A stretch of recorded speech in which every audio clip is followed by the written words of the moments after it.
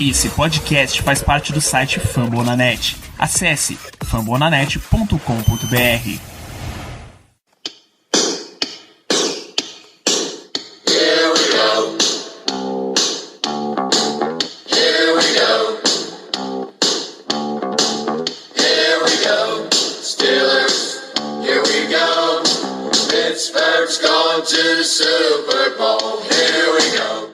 Muito bem, pessoal, começando mais uma edição do Black Yellow Brasil Podcast, programa de número 186 desse seu podcast sobre o Pittsburgh Steelers para todo o Brasil, direto de fambonanet.com.br, do iTunes, Deezer, Spotify ou do seu aparelhinho de massagem para adiantar o descanso dessa semana. Eu sou o Danilo Batista, seu host em mais um programa. A gente está aqui para mais um episódio pré-jogo contra o Washington Football Team, o jogo da semana 13 aí, que foi adiado para segunda-feira, 19 horas, rapaz. Era o jogo do domingo, mas como o Steelers foi forçado a jogar na quarta, não tinha como jogar quarta e domingo, então eles jogaram um diazinho para frente. Curiosamente, Baltimore foi jogado 2 dias para frente. Aí diz a NFL que é questão de prime times e não de favorecimento para... Não vou nem falar dessa questão aqui, porque esse é um podcast dos Steelers, então as nossas expectativas para esse jogo. Tem umas coisas bem curiosas aqui nessa partida. Talvez a maior delas seja o confronto dos dois grandes candidatos a Comeback Player of the Year, né? De um lado, o Alex Smith, depois daquela lesão horrorosa que ele teve, especulava-se que ele inclusive não fosse nem mais andar, mas ele voltou e está aí jogando, ele é o titular de Washington. Do outro lado tem Ben Roethlisberger, que perdeu o ano passado inteiro com aquela lesão no cotovelo e agora está de volta e está jogando bem. Até esse é o grande ponto em que a gente se confia, embora as últimas semanas, na verdade a temporada inteira, tenham mostrado aí que é um ataque que demora um pouquinho para engrenar. Big Ben está fazendo o papel dele, tá? Ele está fazendo até mais do que o papel dele. Ele é quarterback e coordenador ofensivo em várias vezes. A gente já mencionou várias vezes no podcast a questão do backyard football. Ben dá as instruções dentro de campo. Nesse jogo contra Baltimore, até o Chris Collinsworth, comentarista da NBC, mencionou que, olha, ele está coaching, ele está comandando realmente todos os jogadores do ataque antes de chamar o snap para sair. Então, tá fazendo de tudo. Ben Roethlisberger é esse ponto positivo. A gente precisa lembrar que James Conner tá fora do jogo porque ele testou positivo para Covid, né? O protocolo pede que ele fique no mínimo 10 dias afastado, e aí não dá, com o jogo quarta e segunda, não dá tempo de fazer mais nada. A gente vai sem Bud Dupree também, porque teve essa ruptura aí do ACL, então não vai poder participar do jogo, não vai poder participar de mais nenhum jogo da temporada, inclusive. A gente está de olho para ver a questão de Steven Nelson, que não treinou ainda, só que o Steelers está indo devagar. Nessa sexta-feira, no Injury Report, só Ben Roethlisberger e Steven Nelson não treinaram, com Steven Nelson um problema de joelho, e Ben Roethlisberger aquele clássico de folga que ele fica, mas tem também um pouquinho de recuperação de joelho, mas foi o único que não participou, foram os únicos que não participaram, né? Big Ben e Steven Nelson. Pelo lado de Washington, eles colocaram inclusive Terry McLaurin por questão de tornozelo, mas eu imagino que não deva ser um problema para eles. Washington, a gente precisa se preocupar bastante com o front seven deles, tá? O Chase Young não é um candidato a calor defensivo do ano à toa. Ele está tendo uma temporada interessante, não é a explosiva, mas ele está tendo uma temporada interessante. 2 jogadores bem jovens no núcleo de ataque, o Terry McLaurin, wide receiver, e o Antonio Gibson, running back, preocupam também. O Steelers tem que ficar de olho nessas 2 peças, e esse vai ser um jogo assim, de recuperação de moral, que o Steelers saiu com uma imagem muito negativa desse jogo contra Baltimore, a ponto de muitos membros da imprensa americana entrarem no modo de esse não é um time que está pronto para ganhar Super Bowl, mesmo estando invicto. Esqueçam essa história. Você, torcedor dos Steelers, esqueça essa história, foque na campanha que o time está tendo nesse momento. Isso é que é o essencial, tá? Nenhum time chega a uma campanha 11-0 à toa. Foque nisso.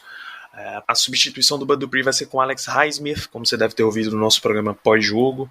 Nem daria tempo dos Steelers contratar outro jogador, porque o protocolo de Covid prevê que o jogador passe aí uma semana em isolamento na cidade antes de entrar em contato com a equipe, então não espere que tenha mais nada disso.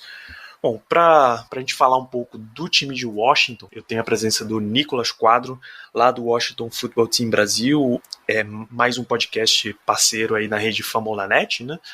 Que é a casa do Black Yellow Brasil na internet. Você entra lá, fambonanet.com.br, encontra 50 podcasts dedicados aos esportes americanos, NFL, NBA, MLB e NHL, entre eles o Black Yellow cobrindo Steelers, o Washington Football Team Brasil cobrindo a equipe de Washington. Não deixe de curtir lá, segue o Black Yellow Brasil nas redes sociais, @BlackYellowBR no Twitter, no Instagram, segue o canal no Telegram para mais notícias, é o t.me/BlackYellowBR, e continua acompanhando e compartilhando esse podcast para mais e mais pessoas, fazendo a gente chegar para mais ouvintes, mais amigos torcedores.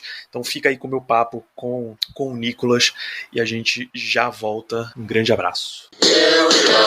Bom, gente, para falar aqui do lado Washington, na expectativa para esse jogo agora de segunda-feira, tenho a presença do Nicolas, lá do Washington Football Team Brasil. Tudo bem, Nicolas? Prazer de estar aqui. Tudo bom, Danilo e galera do Pittsburgh. Sempre bom a gente trocar essa experiência com torcedores de outras franquias. Eu acho uma das coisas mais legais da gente trocar essa ideia, tipo, conhecer também outra equipe e estabelecer essa relação aqui. Fortifica a NFL no Brasil. Acho que a gente faz parte dessa comunidade grande que curte a NFL aqui. Eu adoro participar dessas experiências.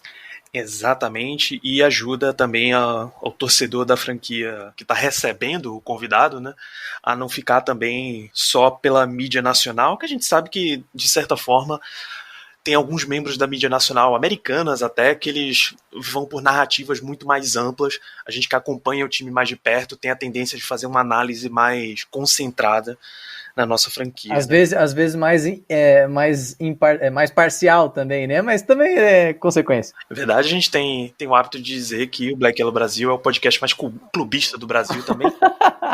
Não tem problema algum da gente ter análises parciais nesse programa. A gente está aqui justamente para te ouvir falando sobre o time de Washington.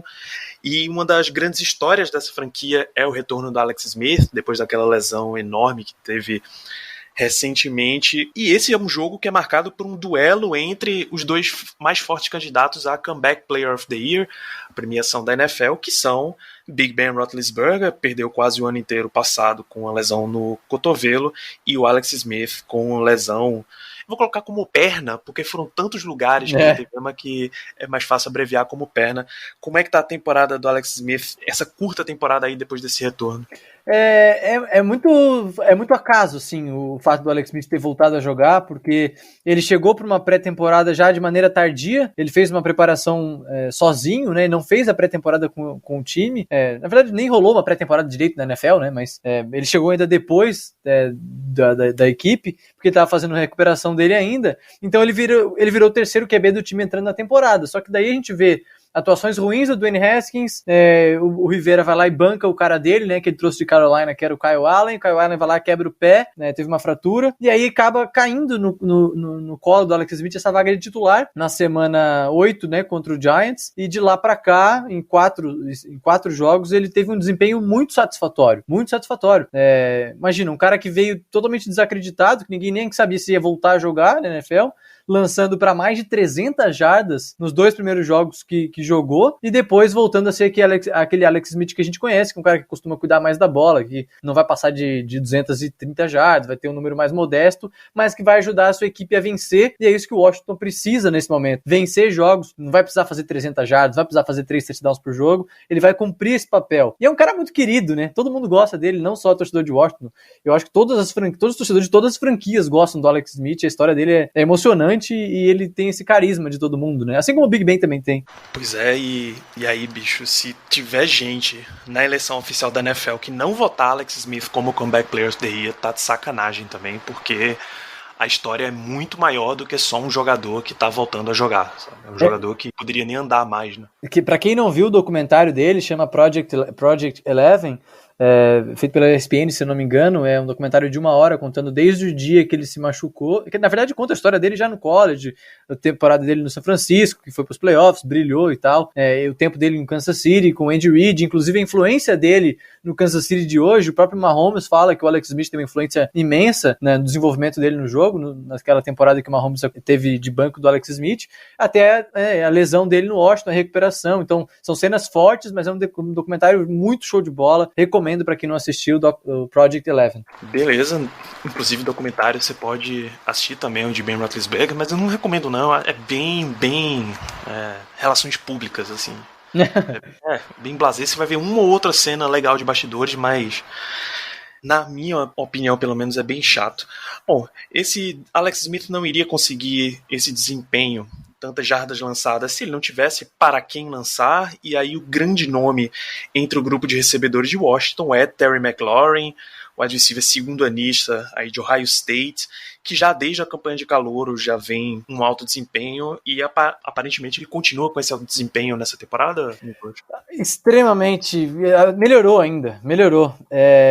O Terry McLaurin é daqueles diamantes assim que às vezes se acha no draft, e é um cara que a gente se pergunta, a gente vai olhar daqui a uns 3, 4 anos, a gente vai se perguntar como é que esse cara saiu na 3ª rodada do draft da NFL, né? Tinha alguns problemas o pessoal argumentava que tinha alguns problemas de rota, de separação, mas quando ele chegou na NFL, no Washington, já no ano passado, ele já parecia ser um receiver muito completo. Separação excelente, rotas excelentes, catch 10 de 10. Ele é um receiver muito completo mesmo.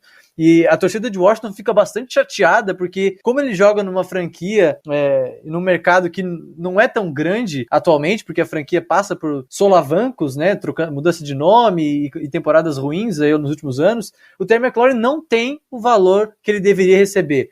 E é muito mais do que número de recepções, número de jardas, número de touchdowns na temporada. Ele é um cara que ele faz tudo certo, ele é um cara que bloqueia bem, muitas vezes ninguém vai ver isso.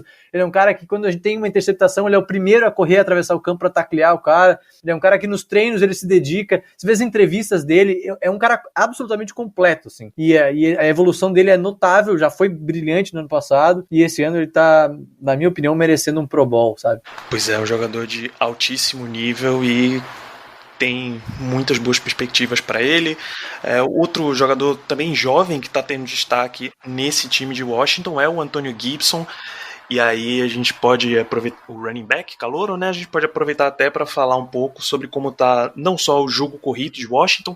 Eu sei que o J.D. McKissick também tá tendo um pouquinho de interferência, mas até a linha ofensiva, porque em qualquer partida contra os Steelers você tem que destacar os confrontos de linha ofensiva contra o front seven dos Steelers, que mesmo sem Bud Dupree é uma unidade bem forte. Fortíssima, né? É realmente um confronto de duas linhas defensivas muito forte. O ataque fala da linha ofensiva. A linha ofensiva do Washington, a gente entrou nessa temporada praticamente com a certeza de que era a pior unidade do time. Se você olhar no papel antes de começar a temporada, a linha ofensiva é a pior unidade do Washington. E aí nos primeiros jogos a linha ofensiva sofreu, e o Dwayne Haskins foi muito sacado no começo. Mas à medida que a temporada foi avançando, a linha ofensiva foi evoluindo para uma surpresa tremenda da torcida de Washington, porque é um remendo. O cara que é um bom right tackle foi trocado para a posição do left tackle, que são duas posições bem diferentes, e o cara tá jogando bem. Um outro guard apareceu, tá jogando bem, e agora a linha ofensiva tá bem consistente, parece que tá em sintonia com o Alex Smith. Depois que o Alex Smith entrou, o rendimento melhorou, pode ser uma consequência também, né? Um bom QB sabe orientar a sua linha, sabe quando tem que soltar a bola mais rápido.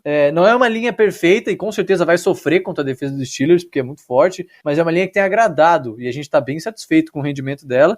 E o Antonio Gibson, meu Deus, é uma surpresa muito positiva, né? O Washington, que draftou no ano passado o Bryce Love, né, de Stanford, que era um dos candidatos a Heisman Trophy do college, mas sofrendo com lesões no joelho, ainda não jogou na NFL, o segundo ano dele não jogou na NFL, e o Antonio Gibson ganhou essa vaga porque ele é um cara que no college ele é mais ambíguo, né? Ele jogava muito de running back, mas alinhava de slot, alinhava de recebedor, era um cara que podia fazer um pouco de tudo, e a gente tá vendo isso muito na NFL, com, né, o Le'Veon Bell fazendo isso nos Steelers, o McCaffrey faz hoje no Panthers, e é um cara que assumiu essa vaga. O Rivera cortou o Adrian Peterson do ano passado pra cá, e o Gibson tá desempenhando. São 11 TDs terrestres, e ele acho que lidera a NFL em TDs pra calouros, né? Muito bom.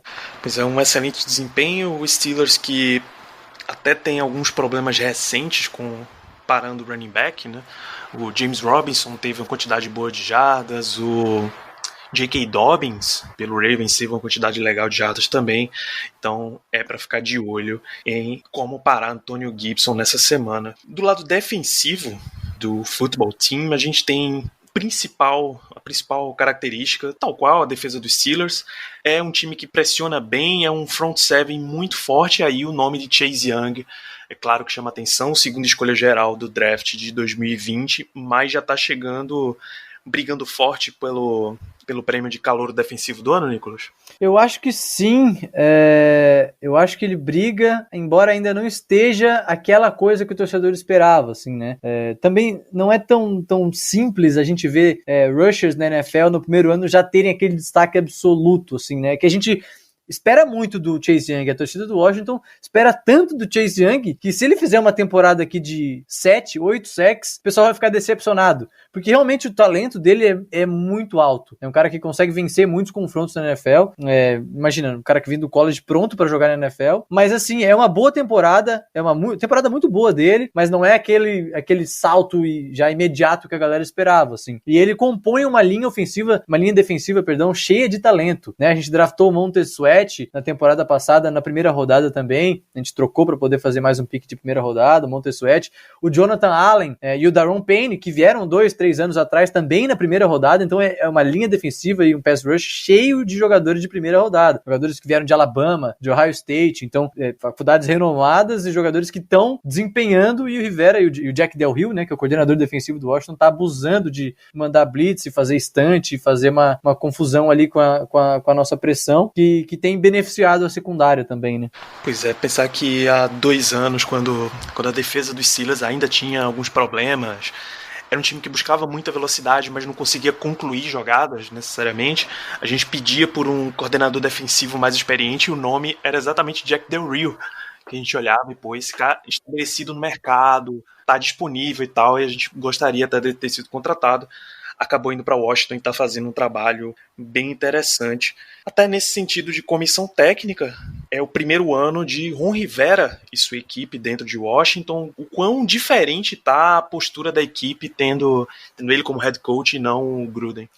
Eu acho que se você pegar os primeiros 4, 5 jogos, 6 jogos da temporada, que foram os jogos de Dwayne Haskins e Kyle Allen, a torcida tinha bastante pé atrás com o Rivera, porque, na verdade, o que a galera queria era apostar no Dwayne Haskins, né, que jogou a metade pro final da temporada passada, mostrou alguns brilhos e tal, e aí começou jogando esse ano, o Rivera foi lá e bancou o Dwayne Haskins como titular, e aí ele terminou os primeiros 5 jogos com 1 vitória e 4 derrotas, né, jogando mal, jogando bem mal, sendo inconstante, e chegou o momento que o Rivera olhou pra divisão e falou, eu quero ganhar essa divisão, e esse foi o argumento que ele usou nas entrevistas, e pra mim, pra esse time ganhar a divisão, eu acho que é com o Dwayne Haskins no banco e o Kyle Allen como titular. Então, ele bancou o Dwayne Haskins, Kyle Allen entrou, e aí a galera ficou um pouco ressabiada. Putz, mas a gente não queria dar uma chance pro calouro? Não era melhor esperar mais um pouco? E, na minha opinião, não era melhor esperar mais um pouco. Eu acho que o Dwayne Haskins mostrou esse ano que ele ainda não tá pronto para ser titular, que ele é um cara cru, e o Rivera tomou uma decisão difícil, que é de bancar o seu QB titular para botar outro cara para jogar, e o time melhorou de rendimento depois que o Dwayne Haskins saiu.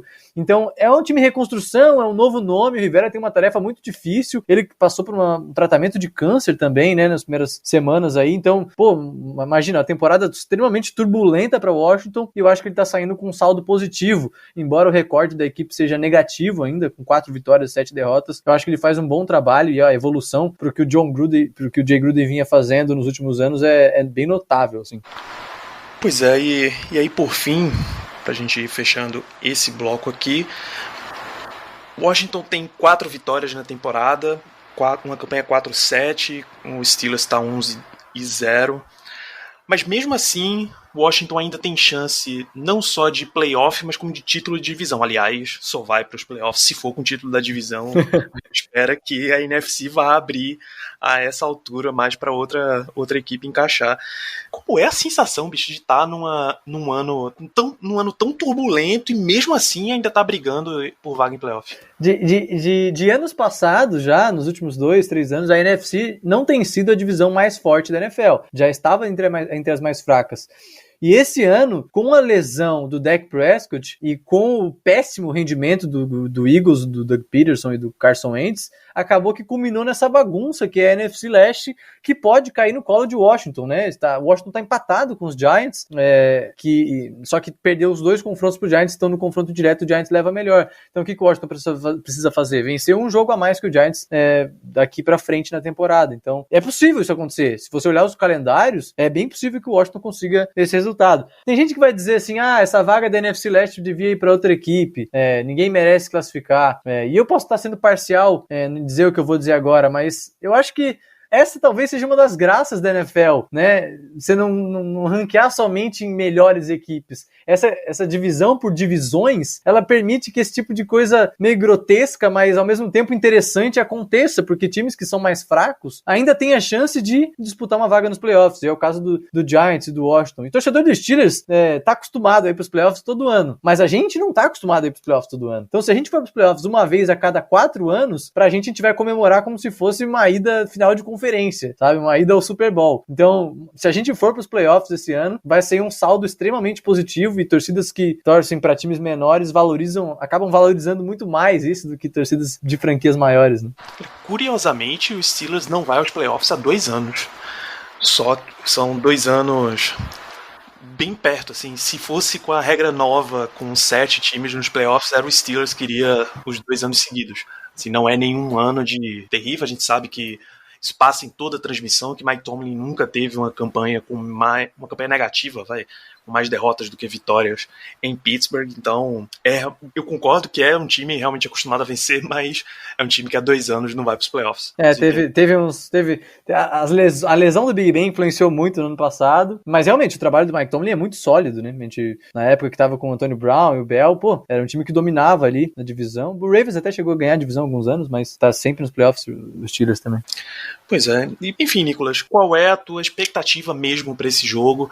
A gente inclusive já conversou no programa de vocês de pré-jogo, que já está no ar, inclusive, que esse é um jogo difícil, mas o que é que você espera mesmo que seja o resultado da partida? Eu acho que a equipe do Washington mereceu a nossa confiança depois das últimas 2 atuações, né? Depois das últimas 3 atuações, que foram 2 vitórias e 1 derrota, o time provou que realmente subiu de rendimento, saca? Então, não tem como eu chegar aqui e a torcida ouvir depois eu falar, dizendo que a gente vai perder esse jogo contra os Steelers porque o Steelers é superior. Claro que o Steelers é superior, porque uma equipe que tá invicta na temporada, mas o Washington provou pra gente que consegue disputar jogos agora, que consegue ser competitivo, e é uma coisa que a gente não era um ano atrás, saca? Então, na minha cabeça, eu vejo um jogo disputado, principalmente pelo fato de que o Steelers vem numa semana extremamente pequena, uma semana curta, recuperação curta, e a gente sabe que é fundamental a recuperação de jogadores da NFL. Então, eu tenho a plena certeza de que o jogo vai ser disputado. Posso estar errado, com toda certeza, mas acho que há uma chance, sim, do Washington vencer se fizer um jogo bem competente, com poucos turnovers, né? Como é que eu vou dizer? Certeiro em terceira descida e a defesa fazendo um trabalho. Eu acho que o Washington tem chance de vencer, sim. Não acho impossível, não. Beleza, Nicolas. Obrigado pela tua presença aqui nesse programa. Deixa um recado onde a galera encontra mais sobre o Washington Football Team. Vocês têm feito uma cobertura muito boa dessa equipe. Dá o teu recado aí pra galera. Pô, é um prazer fazer parte, né, de todo o trabalho da galera do Fambonanet, com todos os podcasts e tal. Então, pedir pra quem quiser conhecer mais sobre a torcida do Washington, a gente tem canais nas redes sociais, Instagram, Facebook e Twitter, no @WashingtonNFLBR, tem bastante conteúdo por lá. E a gente também tá no Fambonanet com os nossos podcasts, né, no fambonanet.com.br/WashingtonNFLBR, Spotify, Deezer, Google Podcasts, estamos por lá. Então, muito obrigado pelo convite, que seja um bom jogo na segunda-feira e que principalmente ninguém saia lesionado. Obrigado pelo convite, tamo junto, Danilo. Valeu, amigo ouvinte. Fica aí na expectativa pro jogo de segunda-feira. Um abraço.